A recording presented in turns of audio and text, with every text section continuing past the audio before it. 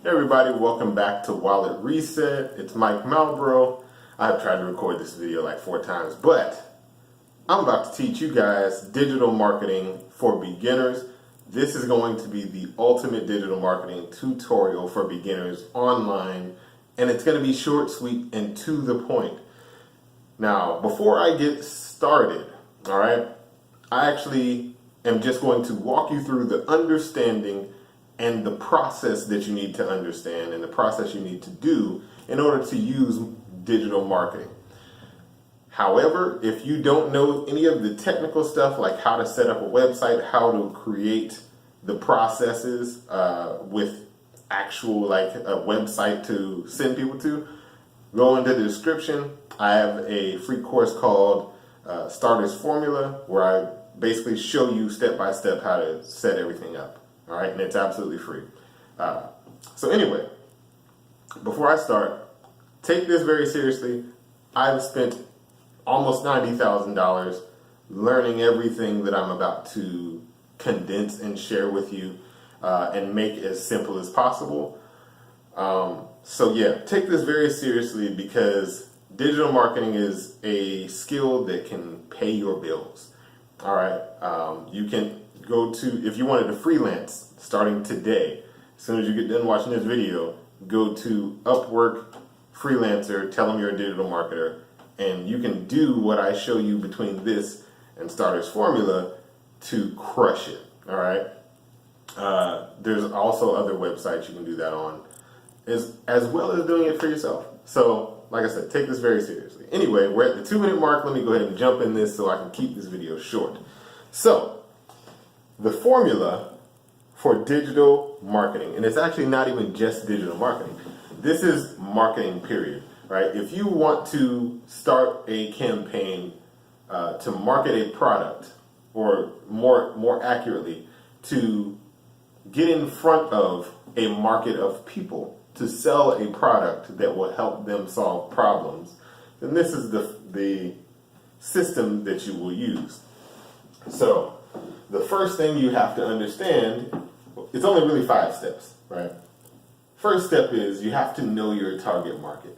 So what you would do is you would go online, you would go to bookstores, you would go and talk to people, even though that might be scary for some of the people out there in the world, the digital marketers who like to hide behind the computer. I'm one who does that too, so I'm not making fun of you. But you know, it does help to talk to actual people, actual strangers, and it's okay, they won't kidnap you. Get as much information as you can about everything that they want. And from there, you want to use that information to create a customer avatar. I've kind of outlined that on another video from a couple of days ago. But essentially, your goal is to find out what they don't like, right? And then also find out what they do like, right? And you want to know their demographics and psychographics. Psychographics is just a little bit more of what they like, what they don't like, how they think, what makes them tick. There's no real way to tell you exactly like, oh, this is the perfect way to get psychographics. You just take what people say, you kind of try to understand what their belief system is based on what they say. Based on the products that are available in the market, based on the pricing and all this other stuff, based on a lot of different things. And then you just write down as much information as you can in the customer avatar. Now, the reason why we need this customer avatar is because we're going to use that to create everything else. All right? So right now, we know by the time you have your customer avatar, you have essentially created the stereotypical ideal customer. All right. Now, everything that you create from this point on is going to be given or created in a way that addresses that one person, right? So that's fairly that's pretty much it. Everything else is easy from that point. All right. So next, after you have your customer avatar, what you would do is you would take what they want most, what they complain about the most, right, is the gaps that you will fill. So if, for example, Somebody wants a watch, right? But the clasp is iffy. You get the watch and you get a better clasp. Perfect. Excellent. Right? Now you have something of value that adds value to the people who are complaining. That's a little simple, but you get what I'm saying. I'm actually trying to go through this quickly so that you guys don't feel like I'm overwhelming you. But essentially what you're going to do is find out what they want, find out what they like and dislike, and create a product that perfectly, it takes care of as much as possible for them. And the goal is to be able to speak the benefits of that product to your audience or to your customer avatar in a way that if you were on an elevator or at a bar with that avatar, they would at least want to know more about your product within 20 or 30 seconds of talking to you about it. All right. It really has to be that direct and that focused to that audience member. Once you have a product idea, the next thing you have to do is price it. So essentially with pricing, we want to understand the range that they will buy in, that they're used to buying in, right? And we're going to use the range that they're used to as a guide, right? We're not going to, it doesn't have to be perfectly in the middle of the price range. So if they're used to buying something between $8 and $12, we don't have to make it 10. We don't have to make it 8. We don't have to make it 12. It could be 15. It could be 20. It really just depends on what your goal is. But ultimately, I'll say this: price it in a way that allows you to know that people will most likely buy based on that price in terms of the value that you're giving them. You don't want to undervalue your product. And you also don't want to overvalue your product. So you don't also want to underprice your product or overprice your product. You want it to be something where, essentially, if you were talking to that customer avatar and you said, oh, well, hey, it solves this and it just costs $25. You want them to be like, that's it. And you don't want them to think that's it as in like, well, why is it so low? You want them to think, that's it, like that's an awesome deal. Like I would be a fool not to take that deal. That's really the goal. And that's kind of there's a lot more like tweaking in there that you can do eventually. But I would just say this. This is your first ever time pricing something. Take the price that you see as the range and bump it up by 20%. Bump it up by 20%. That will help you to know that your product will sell, you'll be able to make a profit, and it's not so high in terms of the price that it doesn't seem like it's worth it. Because ultimately, if you bump it up 20% and it's a $20 product or a $20 price range on average, then you bumped it up $4. You get what I'm saying? So it really shouldn't change. It shouldn't change the way that they feel about your product based on the price. But that also means that you want to present the value. So again, it goes back to speaking to your customer avatar. Next, we worry about the place, right? The place is our distribution channel. Who are we going to partner with to get in front of our audience in the places that they like to buy? So for some audiences, it's perfect to be at Barnes & Nobles. For some audiences, it's perfect to be at Walmart. In some audiences, a mom and pop shop is perfect. It really just depends on who your customer avatar is and where they typically go to make purchases to solve the problem that you're solving, right? And if you have done good market research, then you'll know all of that very, very quickly.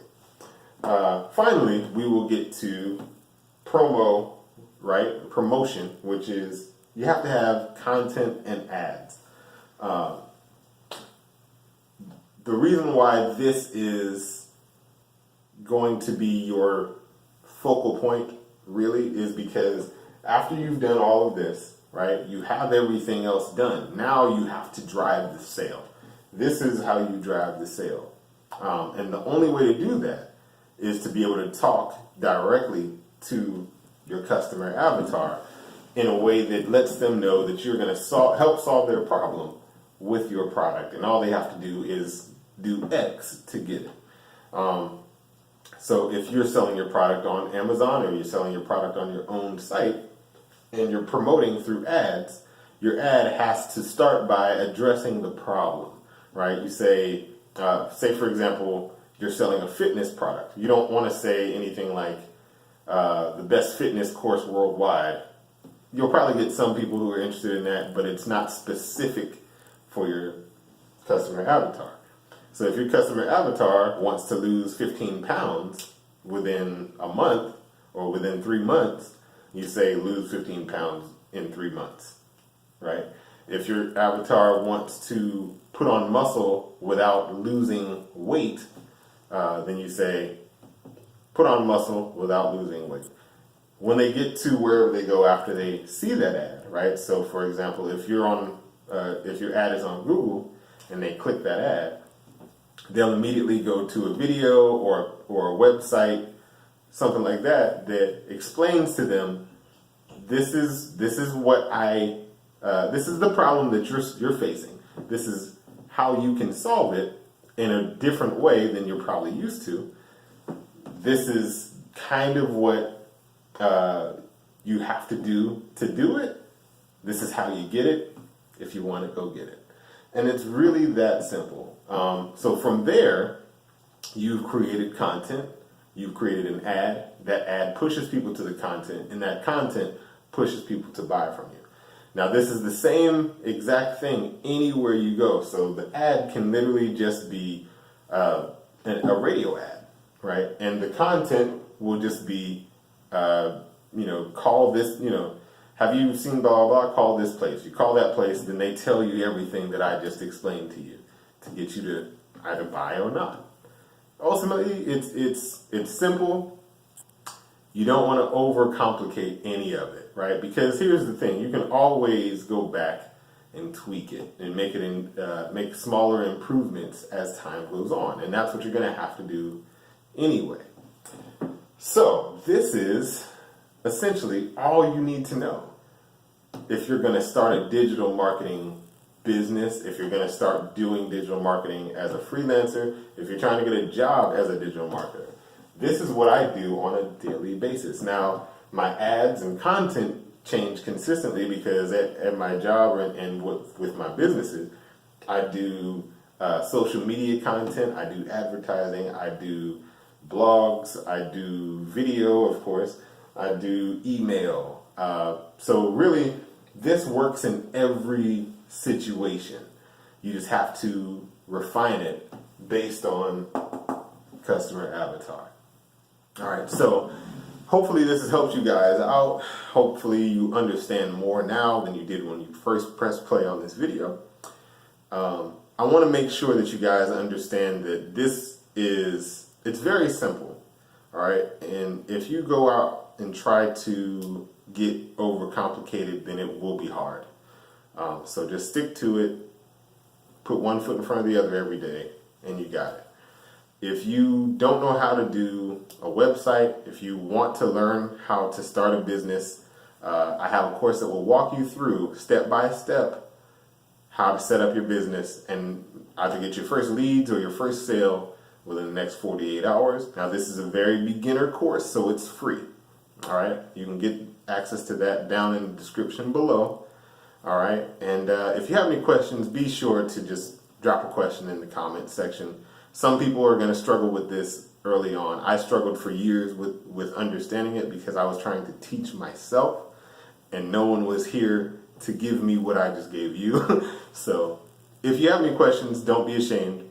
Ask questions, DM me, find me on Instagram at Wallet Reset, whichever you want to do. And I'm more than happy to help you out. Anyway, it's been Mike Malbro. Awesome time with you guys. Hopefully you got some great value out of that. And I'll see you tomorrow on the next video.